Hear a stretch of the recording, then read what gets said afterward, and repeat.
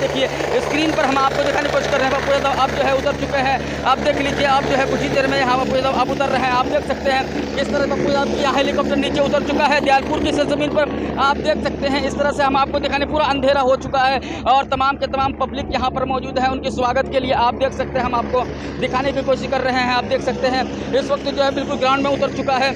आप देख लीजिए इस तरह से अभी जो है दयालपुर की सरजमीन पर ये हेलीकॉप्टर बिल्कुल उतर चुका है। पूर्व